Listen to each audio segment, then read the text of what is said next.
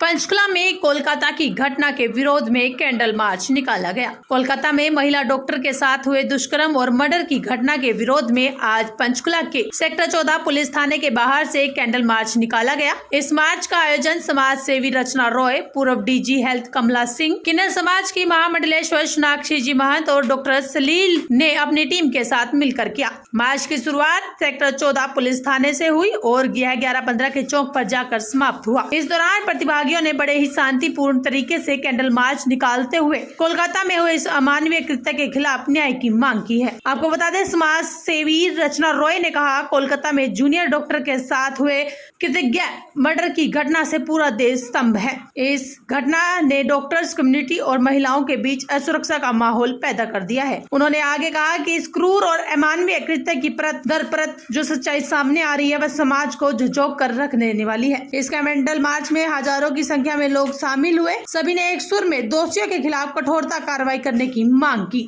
आती है क्योंकि हम लोग प्रोटेक्शन के लिए नहीं कह रहे, पर हाँ, आप यदि मानसिकता खराब हो गई है, नशे में है व्यक्ति, तो उससे सुरक्षा कैसे दी जाएगी, ये तत्कालीन सरकारों का विषय होता है। बात कही जाए कि सोच बदलनी पड़ेगी। जी, सोच ऑफ द सोसाइटी, सोच बदलनी पड़ेगी। 50% जो हमें आरक्षण दिया जा रहा था, 50% जो हमें आरक्षण की बात कही जाती है वो सत्यता में दी जाए, क्योंकि जब हम बराबर से कंधा मिलाकर पुरुषों के साथ चलने के अधिकारी होंगे तभी हमें सुरक्षा मिलेगी। उसके बिना ये संभव नहीं हो पा रहा है और तत्कालीन सरकारों से आग्रह है कि वो हम लोग को ये सुरक्षा प्रदान करें। आज के बाद ऐसी स्थिति न उत्पन्न हो, यही हम लोगों की करबद्ध प्रार्थनाएं हैं। अक्सर ऐसी घटनाएं सोसाइटी को दोषी मानते हैं। ना सरकार तुम्हें 24 घंटे सुरक्षा दे सकती, ना तुम्हें कोई भी अपने घर का मेंबर दे सकता। तो हम सोसाइटी से सुरक्षा मांगते हैं। सोसाइटी को मेरी रिक्वेस्ट है कि लड़कियों को इतना मजबूत बनाया जाए कि वो किसी से भी ना डरे। स्वार्थपरकता भी इसका एक बहुत बड़ा कारण बनता है राज। क्योंकि लोग जैसे सुनते हैं किसी की चीख तो जवाब नहीं देते। कोई महिला यदि खतरे में है तो उसको बचाने की कोशिश नहीं की जाती। जहाँ भी महिलाओं से स्पेशली मेरी करबद्ध प्रार्थना है कि जब भी सुने किसी की आवाज़, उसी जगह रुक जाएं मदद के लिए और मदद करें। जब महिला ही महिला की मदद नहीं करेगी तो पुरुषों से क्या उम्मीद करें। और पुरुषों से भी करबद्ध प्रार्थना है कि अपने अपनी बच्चियों को तो सुरक्षित रखने के लिए कम से कम इस समाज को प्रोटेक्शन दे। मैम, अपने सहायता की बात करिए। अगर सहायता करें तो लोग अपने लोग से डरते हैं कि हमारे ऊपर कोई मामला दर्ज ना हो जाए, हमें पुलिस थाने में मामला दर्ज होने का, देखिए, जब अब तो मामला उस स्थिति से ऊपर जा चुका है। यहाँ पे हत्याएं हैं, बलात्कार है, उस स्थिति से ऊपर तो कुछ नहीं हो सकता। तो जब आज दूसरे के साथ हुआ है, कल को आपके साथ भी हो सकता है। ये सोचना बहुत बड़ी बेवकूफ़ी होगी कि मेरे साथ नहीं होगा, किसी के साथ भी ये घटित हो सकता है। ये तो साबित हो गया है। पहले निठारी जैसे कांड हुए, उसके बाद हाथरस में होता है, उसके बाद और तो और अयोध्या में भी हम लोग ऐसे गवर्नमेंट इंस्टीट्यूशन में हो गया। आप इमेजिन करिए, गवर्नमेंट इंस्टीट्यूशन में, गवर्नमेंट स्पेस में हो गया। Non government is responsible. सारे ही गवर्नमेंट एक प्रकार के हैं, सबको ध्यान देना चाहिए। जहाँ भी जो सरकारें हैं, तत्कालीन सरकारें हैं, सबको एक्शन लेना चाहिए और इस तरह की चीज़ों को बंद होना चाहिए। ये सामाजिक सभ्यता का उदाहरण नहीं है। हम एक जानवरों से भी बदतर ज़िंदगी जी रहे हैं यदि हम इस तरह की ज़िंदगी जी रहे हैं तो।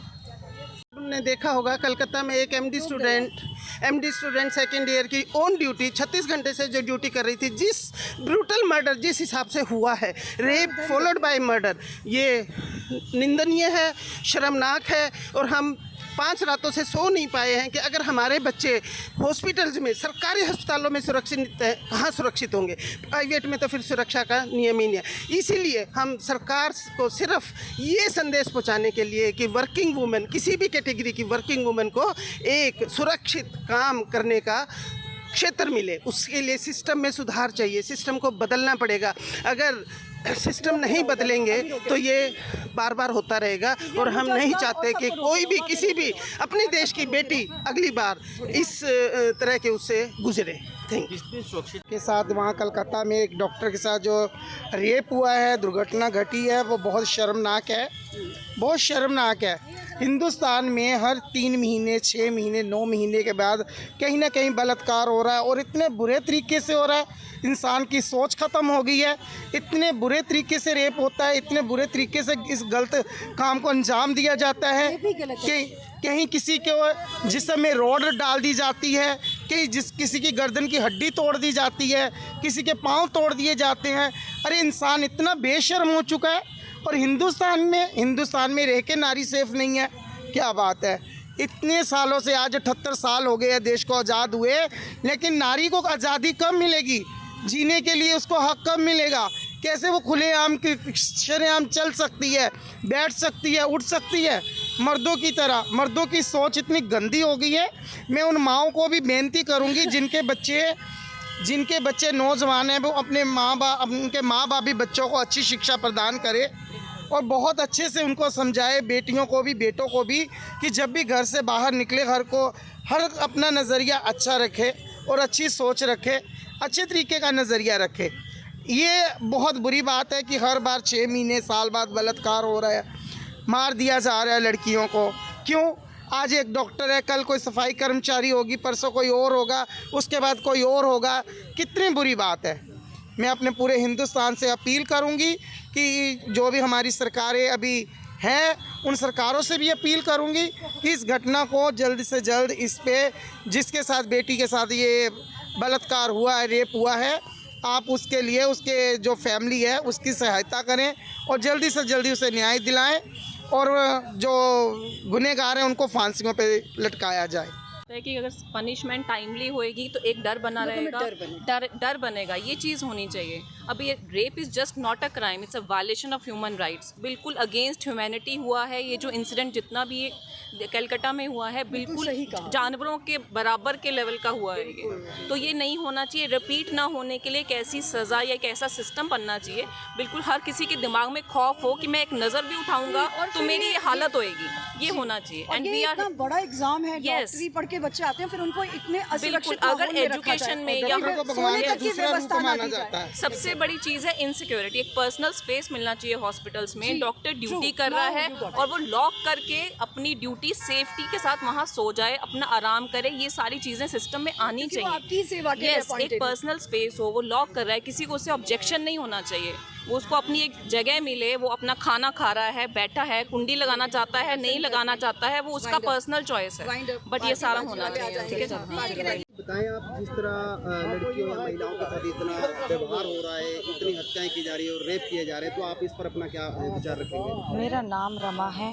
पहले तो इस भारत की बेटी होने के नाते मैं इन दरिंदों की जिस तरीका हमारे डॉक्टरों के साथ, हमारी बेटियों के साथ, महिलाओं के साथ जो दुर्व्यवहार करा जा रहा है, उनके साथ गैंग रेप करा जा रहा है, गैंग रेप करते हुए उन्हें मारा जाता है, तो ऐसी सरकार के हम कड़े शब्दों में पहले तो निंदा करते हैं। दूसरी बात, हम सरकार से ये मांग करना चाहते हैं बेटी होने के नाते कि जॉब सिक्योरिटी हर एक महिला को हर एक जगह पे दी जाए, जिससे हर महिला एक सुरक्षित रह सके।